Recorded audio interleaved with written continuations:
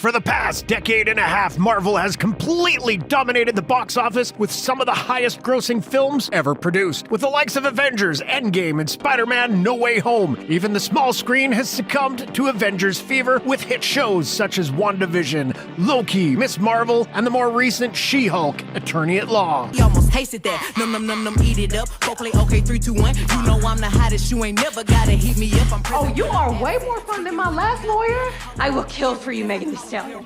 Dial it back. With Marvel's Phase 4 currently underway and Kevin Feige revealing the state for both Phases 5 and 6, we thought now would be a marvelous time to reflect on the earliest phases that got the MCU machine up and running. Even though it seems like a no-brainer now, there was a time when the success of the MCU is not a sure thing, but thanks to the foundation laid by Phase 1 and Phase 2, it ensured the longevity of the interconnected universe for years to come. But which of the two initial phases packed more of a punch? Oh, yeah. Strap on your hot rod red armor suit. Tell you what, throw a little hot rod red in there. Get your arrows ready and don't make us angry, because it's time to face off. Disclaimer, no actual science was used to determine the outcome of Face Off. Your results may vary. Please do not consume Face Off if you are allergic to conjecture, opinion, or general nonsense. Round 1, Iron Man. The MCU kicked off with a bang with 2008's Iron Man, anchored by Robert Downey Jr.'s electrifying performance as Tony Stark. The film was an international hit, and instead of the usual trope of superheroes having to hide their secret identity, the ending of Iron Man refreshingly subverts that by having Stark reveal himself to be... I am Iron Man.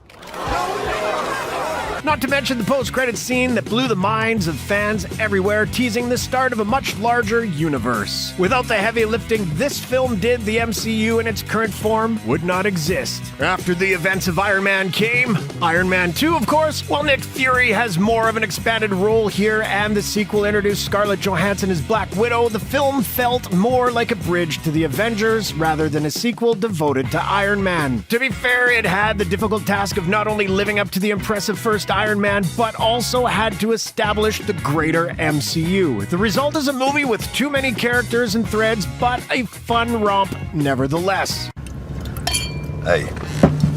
Yes. I want my board. With the first two Iron Man films, Jon Favreau brought back his knack for humor and breezy entertainment while centered it all on the extremely magnetic character of Tony Stark. Iron Man 3 saw the departure of Jon Favreau but welcomed the inspired choice of Shane Black. Coming off the events of the Avengers, Tony Stark's arc takes an intriguing turn as he's plagued with PTSD and traumatized by his near-death experience. The film really hones in on the character of Tony and asks, does the man make the suit or is it the other way around? It's an excellent caper flick with some fun twists, although not all were appreciated by the fan base. What are you, decoy? You're a double, right? Well, not study. No, absolutely not. Don't hurt the face. I'm an actor.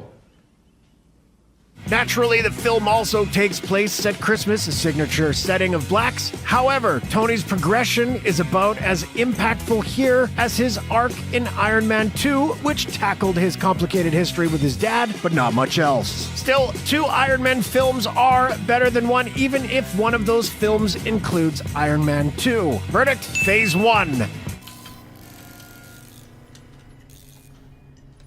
Let's face it, this is not the worst thing you've caught me doing.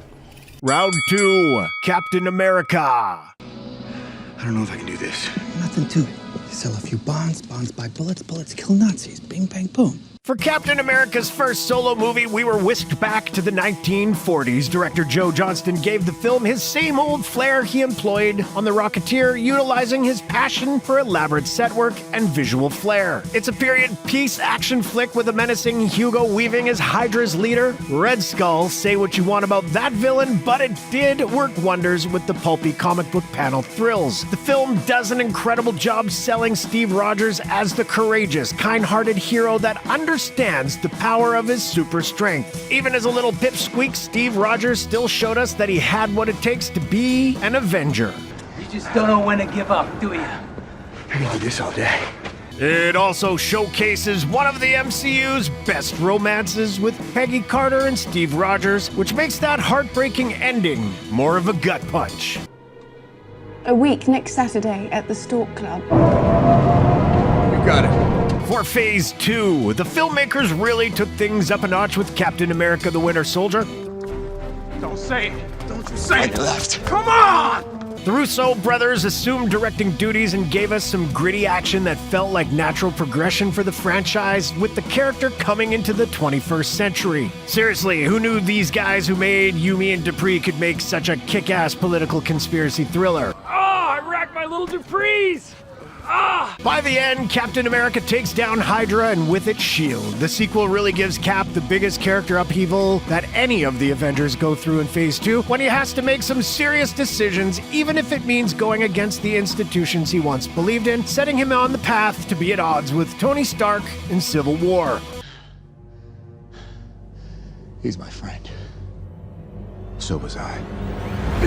It also gave us the terrifically complex villain with Sebastian Stan's Winter Soldier, reprising his role as Bucky Barnes from the First Avenger. The filmmakers managed to set the bar high with the First Avenger, but somehow raised it even higher with the Winter Soldier. Verdict, Phase 2.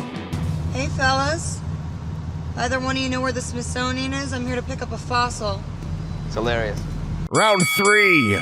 Thor. Sure, Taika Waititi may have the definitive take on this character now, but starting out, Thor wasn't exactly anyone's favorite Avenger. Father? Oh, shit.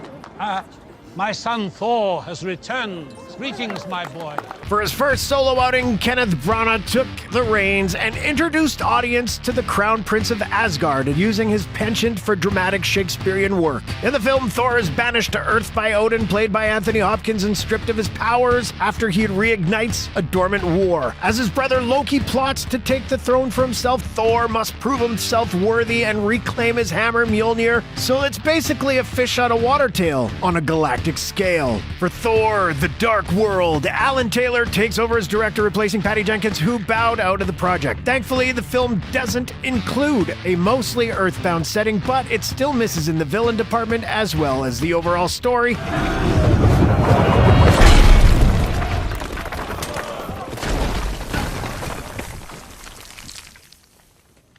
Anyone else?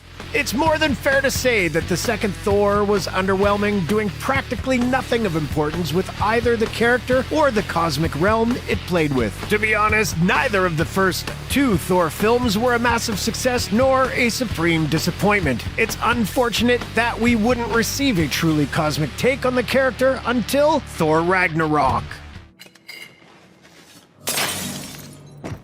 Piss off, Ghost! He's freaking gone. Outside of noting the MCU's first real foray into the cosmic and truly great villain anti-hero in the form of Loki, neither film is worth writing home about. Verdict, draw. This drink, I like it. I know, it's great, right? Another! Round 4. Hulk. Now, here's an interesting round. Phase 1 is the only phase of the MCU to feature a solo Hulk movie, with the first MCU incarnation played by Edward Norton. Liv Tyler also stars as his love interest, Betty Ross, while William Hurt makes the first of numerous appearances as General Thunderbolt Ross. It even featured a cameo from RDJ as Tony Stark in the post-credits sequence, signaling that these characters were in fact inhabiting the same universe. I hear you have an unusual problem. You should talk. You should listen. What if I told you we were putting a team together? Who's we?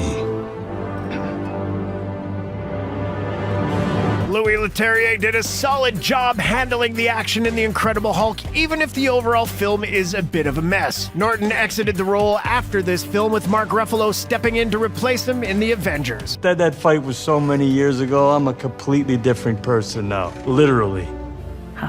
Thankfully, Ruffalo brought a fully formed take on the character and received praise for his dual performance.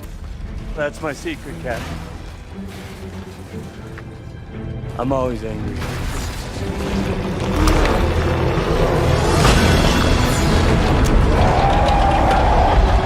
With Phase 2's Avengers Age of Ultron, Hulk's issue of maintaining normal relationships with anyone is explored. We're even treated to the devastatingly awesome sequence that is Hulk destroying a city while Tony struggles to stop him. It's not the poor green guy's fault, though. He was brainwashed by Wanda after all. The film sets the stage for the character going on to Thor Ragnarok, as well as the rest of his arc in the Infinity Saga. Sadly, the other time the Hulk appears is in Iron Man 3, and it's technically just Dr. Bruce Banner. I'm sorry.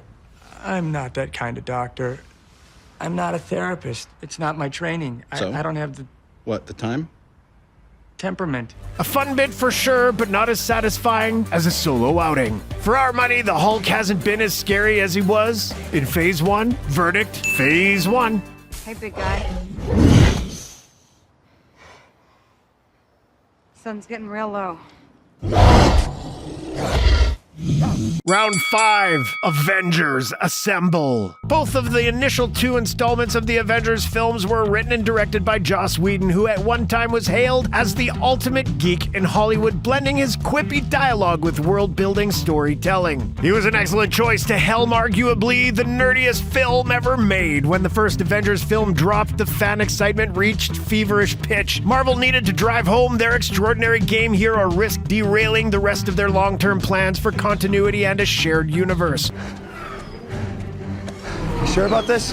Yeah, it's gonna be fun. Fortunately, this is where the MCU really clicked. Hype was through the roof for Avengers Age of Ultron, especially with that darker tone presented in the trailers. While there are great character moments like the party at Avengers Tower and the Avengers meeting Hawkeye's family, the film struggles not to collapse under the sheer scope of everything. Age of Ultron also introduced us to the eventual ultimate power couple with Vision and Wanda Maximoff, aka Scarlet Witch, but its usage of Ultron played by a pitch-perfect James Spader felt like a missed opportunity for the franchise. You think I'm one of Stark's puppets, his hollow men? Look at me. Do I look like Iron Man? Stark is... I don't understand. Don't compare me with Stark. In a strange sense, Age of Ultron felt less like an Avengers movie and more like a bridge to Phase 3. There's a sense that Whedon may have bit off more than he can chew here. So we have to give this round to Phase 1, even if Cap's outfit looked like a Halloween costume. Mr. Rogers, I almost forgot that suit did nothing for your ass. No one asked you to look, Tony. It's ridiculous. I think you look great, Cap.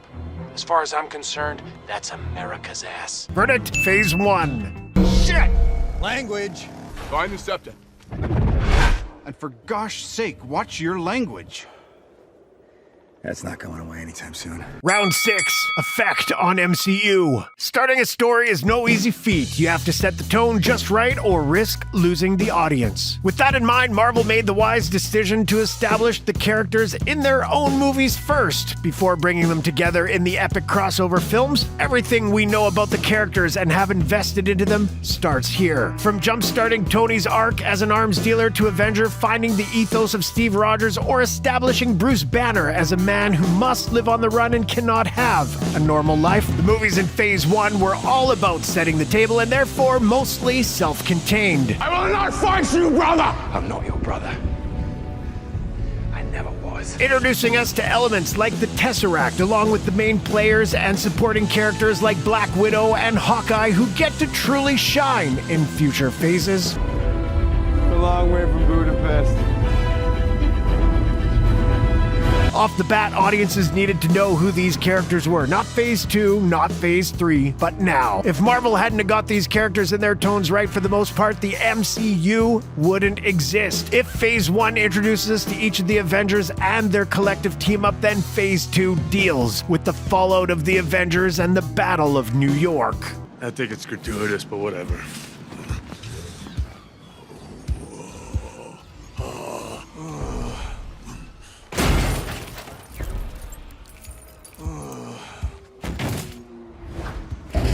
Phase 2 expanded upon the lore and widened the universe of the MCU, literally. With James Gunn's Guardians of the Galaxy, we witnessed a gloriously cosmic side of the MCU, one that was sorely lacking in the first 2 Thor installments. I'm giving you to the count of 5. 5! No! Wait, hold on. 3! Rocket, it's me, for God's sakes, we figured it out, we're fine! Oh, hey, Quill, what's going on? Phase 2 had Marvel taking bigger risks, with inspired directors taking on lesser-known characters. Marvel was clearly not afraid to get weird. Find a black light, places look like a Jackson Pollock painting. You got issues, Quill. It also led to some fascinating character development that deepened our fondness for the core characters. A really big risk that had major repercussions was the destroying of S.H.I.E.L.D., which sets the stage for Avengers Age of Ultron and the subsequent fallout examined in Civil War by making the Avengers a more autonomous group. You got hard, kid. Where you from? Queens? Brooklyn. Honestly, you can trace a lot of what happens in Phase 3 back to that moment. The second Avengers film also gets a lot right when it comes to developing the dynamic of the core characters, but it still doesn't reach the heights of the first one.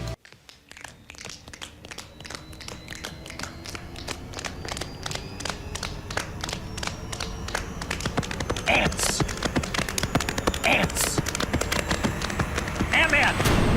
Ant-Man felt more like a throwback to Phase 1, with it keeping things simple by giving us new characters to love, especially Lewis and his unique brand of storytelling. Of course, Ernesto comes to me because he knows I got mad demon skill. Of course, I ask him, did Emily tell Carlos to tell you to get to me what kind of safe it was? And he says, nah, dog. All she said is that it's like super legit, and whatever's in it, it's gotta be good. It's still really a solid heist movie with unique visuals, but we'd be lying if we said we didn't want to see what Edgar Wright had in store for us with his take on the character. While Phase 1 laid the groundwork, the benefits of the MCU's interconnected storytelling really started to pay off in Phase 2 and beyond. Verdict, Phase 2. You, Quill, are my friend. Thanks. This dump tree, he is my friend. And this green whore, she too. Oh, you must stop! After putting Earth's mightiest heroes through the ringer, we've come to the final verdict, which finds Phase 1 of the MCU as the ultimate victor. You ever tried shawarma? There's a shawarma joint about 2 blocks from here. I don't know what it is, but I want to try it. While it's unmistakable that both phases of the MCU contain memorable moments, impeccable character development, and stunning visuals, with the benefit of hindsight, we can see which slate of films was truly worthy. But don't let us have the final word. Tell us in the comments which earliest phase of the Marvel Cinematic Universe is your preference. And? What'd he say? He said, Phase 1 or Phase 2? And as always, thanks for watching. All right, hey. All right, good job, guys. Let's just not come in tomorrow. Let's just take a day.